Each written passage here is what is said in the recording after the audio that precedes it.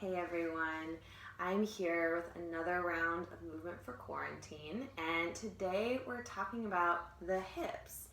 And I've been playing around with how to connect my core to my legs for a long time now. One of the ways that I find to be really challenging is in the way that we extend at the hip joint. And the hip joint extending means that the leg is behind the hip. We do that motion all the time when we're standing, walking, running. So we really need that force backward of our leg to really propel us through the world. If we have really tight hip flexors in the front, or we don't really get that kick back, then it's really hard to, we have a lot of pain that can arise in the lower back.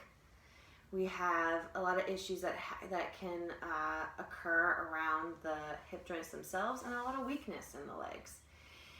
So I've been playing around with some ideas of how to connect our cores organically to the reach of the legs. And so I want to play around with that today.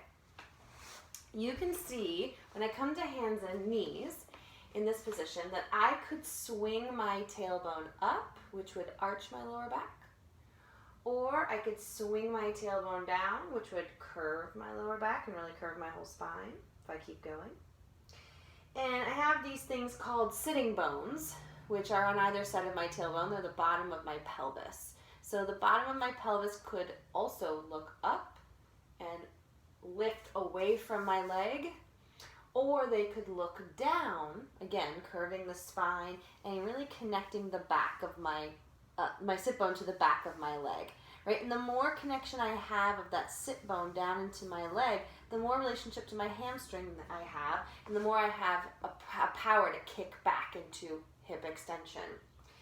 Now when we come onto the floor, and I'm in neutral spine here, and my hips are extended already, right? Just naturally I'm on the floor, and my hips are straight, so they're not bent anymore. Makes it a lot harder for me to move my pelvis. You can see I'm doing it, but it's a little more struggled.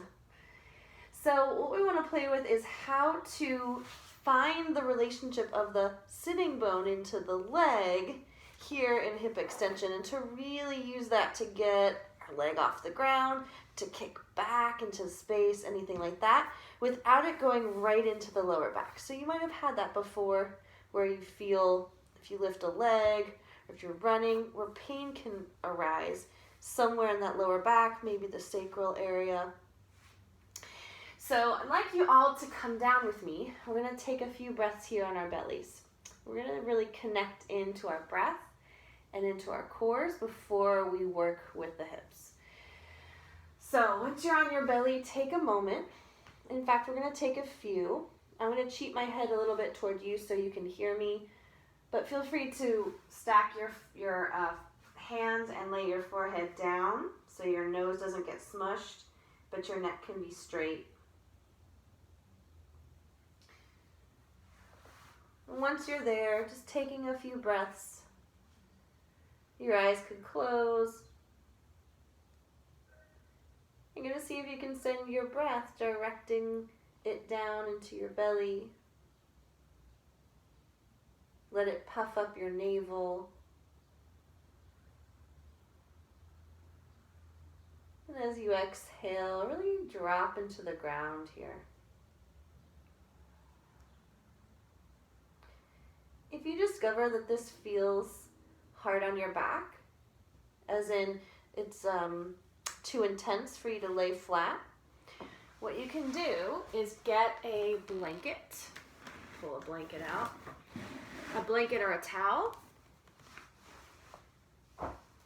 roll it up, put that under your hip bones, and you have a little cushion so that you're not completely flat here, right? Sometimes if we're too tight in our hip flexors, laying flat can actually put them in too much of a strain. So this puts a little slack on the hip flexors and in the lower back. So wherever you want to be, the flatter you are, the more you can let your belly drop into the floor, but it doesn't matter. And as you breathe, see if you can find the rhythm of your breath. What do the waves of your breath feel like today?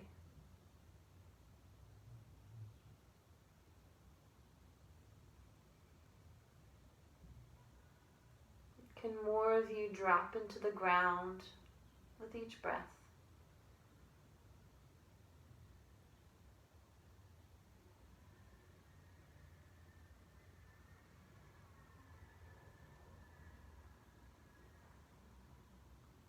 And then as you're breathing into your navel, can you readjust to try and breathe backward?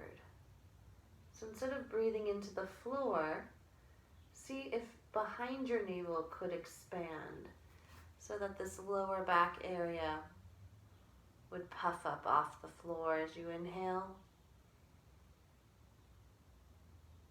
and descend on your exhale.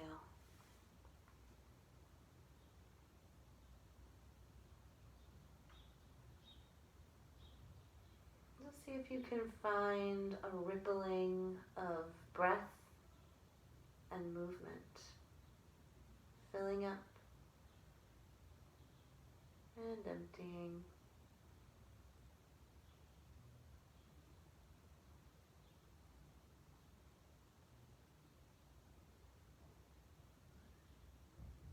Notice if any kinks are being worked out from the inside through the massaging of your breath into your tissue.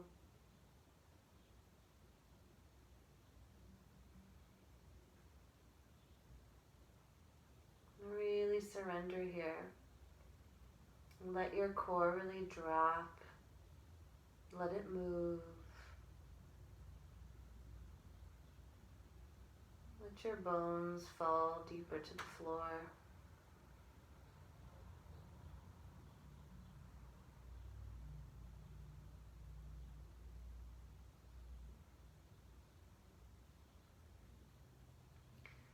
Imagine your tailbone right between your two sitting bones, the bottom of your spine.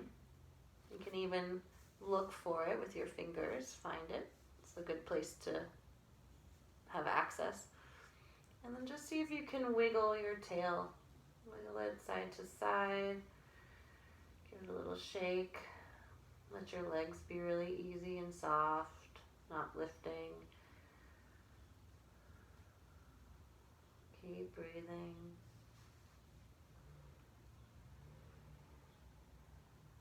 And you can let that rocking go back to stillness.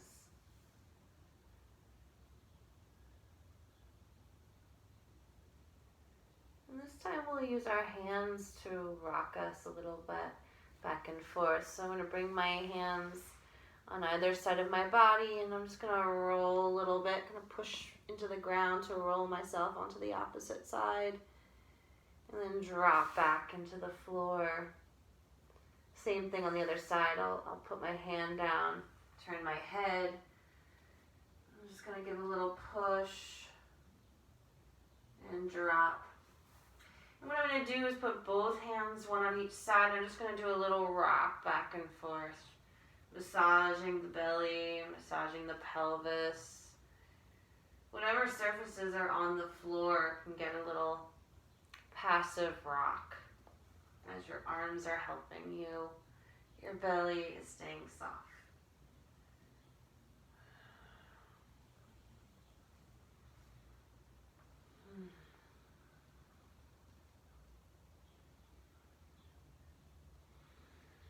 And you can go a little faster if you want to make it more of a shake. Really let the waist and the lower back and the belly find a release, a surrender to the ground. If you don't feel like you can really let go of certain places, bring your breath there. Let your breath come in. I know I feel my middle back a little bit. It doesn't really want to release, so even as I'm just wiggling with my arms helping, I'm going to breathe.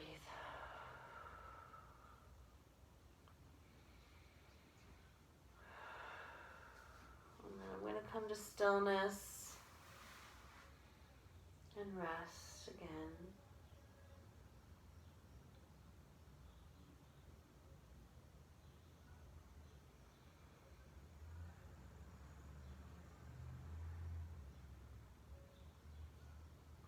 And after this, I'm going to just start to energize through my toes, because we're going to send, if this feels good, if you can stay here if you're really enjoying this. But if you want to continue on working through the legs and the hips, I'm just going to stay it soft in the belly, soft in the spine, but energize through my toes. So I'm going to get a little reach action, maybe one and then the other. And as you reach a leg, one leg at a time, away from your body, maybe your knee lifts. Maybe my knee will extend a little bit off the ground. But I'm going to notice, am I just tightening my knee and holding that position?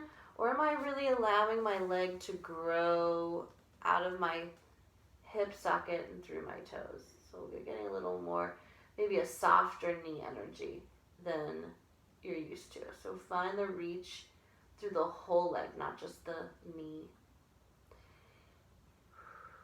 Breathing. And as you find that reach, notice, does your back want to grip? Does anything up here, the shoulders, want to grip? Right, and this is the beginning of hip extension from the core. So you could stay here for a while and just notice, can I energize my leg but still keep my soft back, soft belly? One thing to play with is, are my sitting bones lifting up, which would disconnect me from my legs and put pressure on my lower back? Or are they angling down into my hamstrings? Am I connecting my core, right? So pelvis, spine, that's part of my core. Is that connecting to my legs, or is it a separate entity swinging back, right? I want to really connect down the back of the leg, and then I've fired up my hamstring, which gives me that kickback, that reach. I have so much less weight in my back when I have that reach through my sit bones.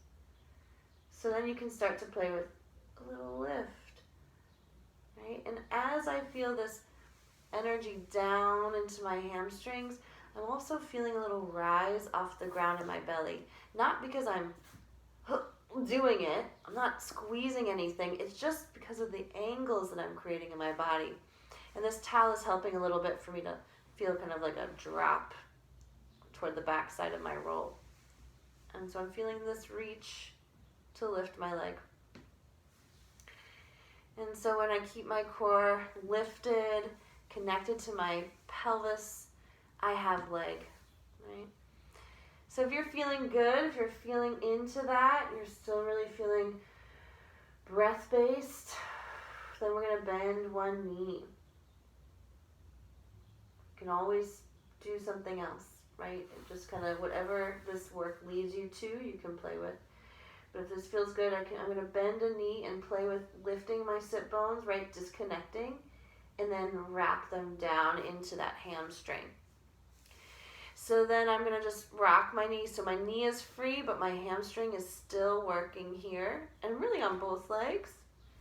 And I feel like my hamstring is working as I swing my foot in and out. My hamstring is doing that work high up by the sitting bone, not so much in the knee.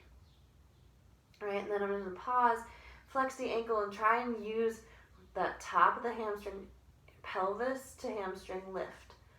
I'm just going to pulse that thigh up a few times, really get feeling the burn in the top of my leg, not in my lower back, right? And I feel a really gentle lift of my core as I keep rolling the pelvis down into the leg. Take two more. Maybe you feel that fire. And then let it go. Shake it out. Big breath.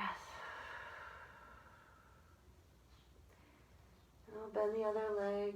You can lift your sitting bones up off of the mat or off of the thigh, and then see if you can roll them back into the leg.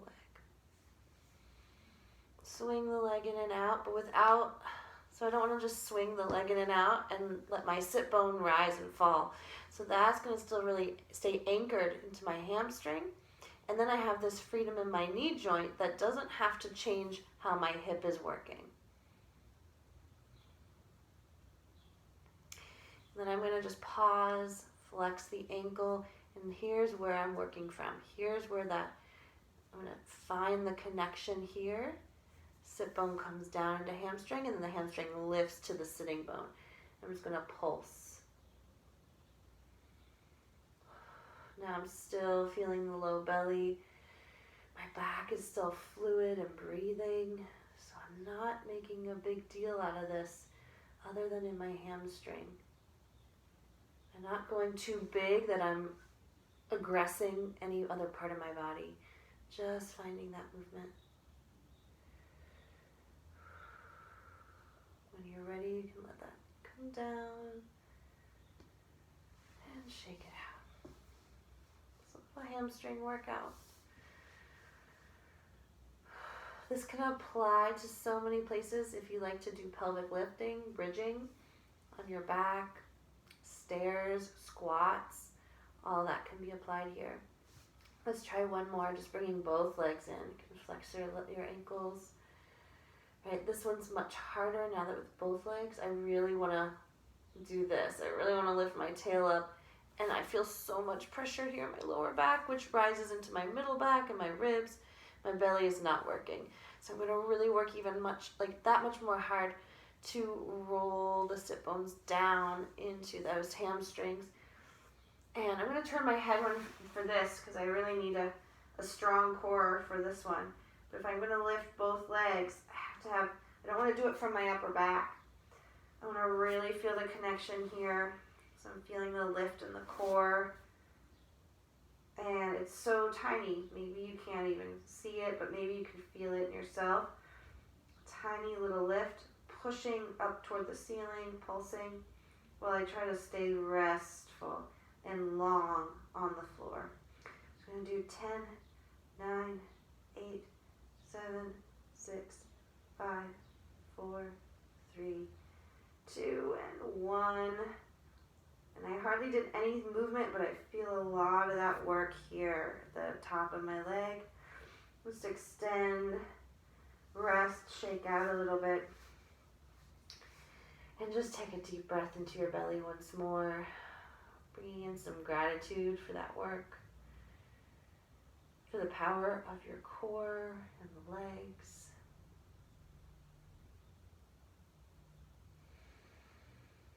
And when you're ready, you can stay as long as you like, but if you're ready to, you can press back into a child's pose where your knees are bent, heels and sit bones come together. And I'm just going to rest my forehead down, curve out the back to counter some of that work.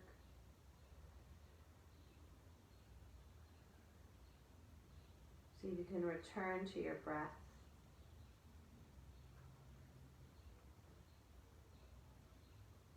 And if you're feeling that work in the hamstrings, it's a good idea to take a little hamstring stretch.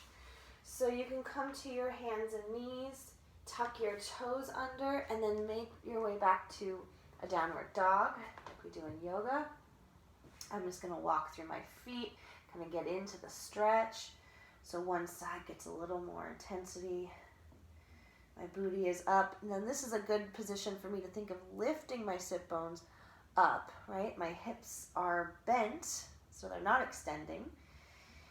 So I have the opportunity to stretch the back of the leg.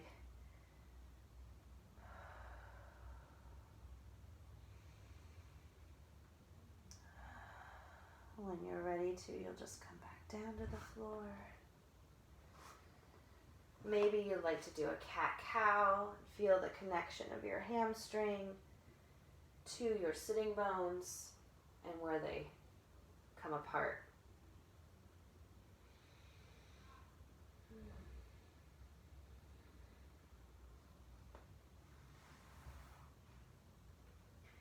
And you can rest as you're ready. So I hope that was illuminating for you. I'm really interested to hear how it goes, so feel free to DM me or comment in the post. And I'm looking forward to knowing how things go, how your core wakes up. Have a good day, everyone.